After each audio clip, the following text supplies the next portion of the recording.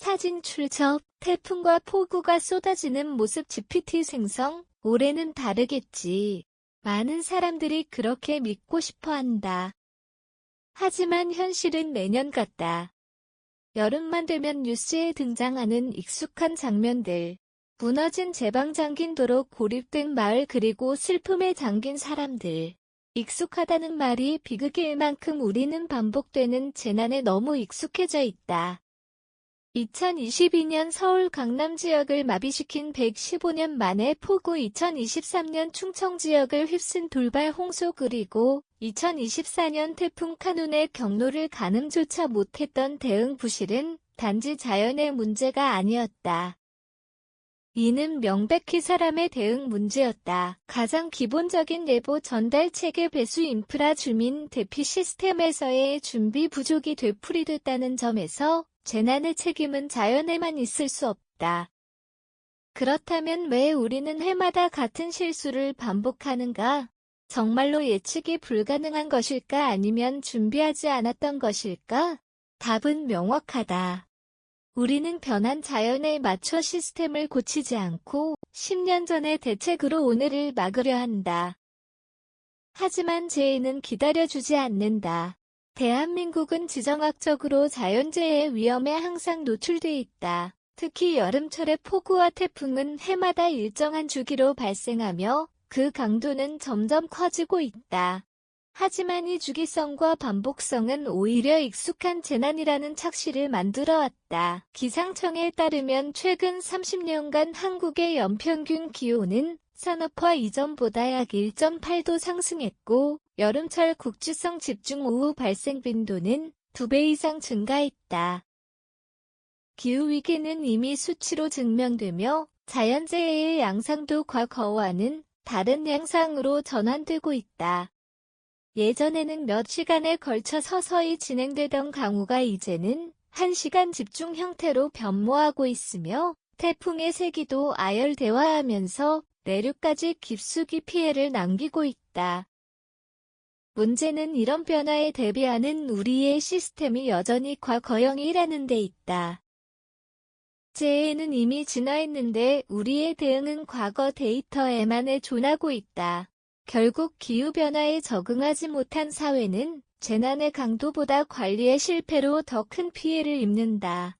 자연재해에 대한 대응은 전국이 같아야 하지만 실제로는 다르다. 수도권의 경우 상대적으로 예산과 인프라가 집중되어 있어 일정 수준의 방제 시스템이 갖춰져 있다. 반면 비수도권이나 중소도시 농촌 지역은 여전히 재해에 취약한 상태다.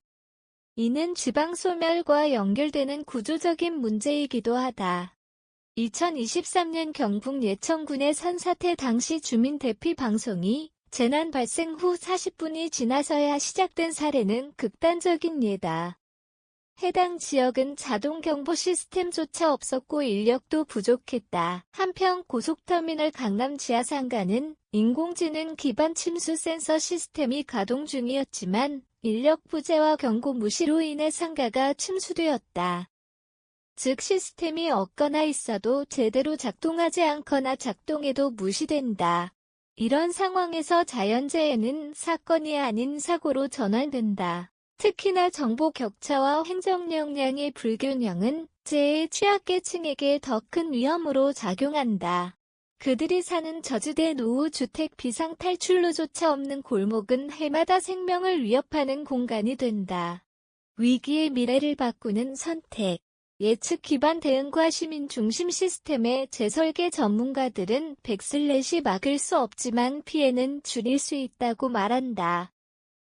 그 핵심은 예측과 준비에 있다. 날씨 데이터, 기후 모델링, 도시 인프라의 위험도 분석 등은 이미 기술적으로 가능하다. 문제는 이 데이터를 정책과 실행으로 전환하지 못하고 있다는 점이다. 지자체 중심의 예산 분산이 아니라 중앙 지방 간 통합된 위기관리 체계가 필요하다. 일본처럼 지진, 태풍 등 자연재해의 정보를 실시간으로 시민에게 전달하고 훈련과 대응을 생활화하는 방식이 요구된다.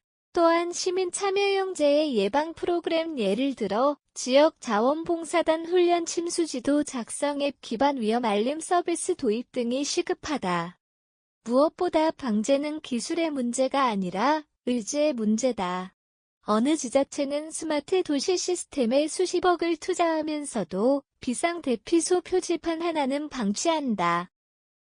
사후 수습보다 사전 예방에 집중하지 않으면 매년 같은 장면이 되풀이될 수밖에 없다. 재해는 불공평하다. 누구에게는 경고이고 누구에게는 종말이다. 하지만 우리는 알고 있다. 재해는 반복되며 더 강해지고 있고 더 자주 온다는 것을 마침표. 그렇다면 우리는 같은 방식으로 당할 것인가 아니면 달라질 것인가? 지금 필요한 것은 거대한 법 개정이나 예산이 아닐 수도 있다. 당장 비상방송의 음량을 점검하고 대피소의 위치를 재확인하고 지역사회 훈련을 정례화하는 것. 작지만 실질적인 변화들이다. 기후위기는 멈추지 않겠지만 대응은 바뀔 수 있다. 그리고 그 변화의 출발은 우리 모두의 결심이다.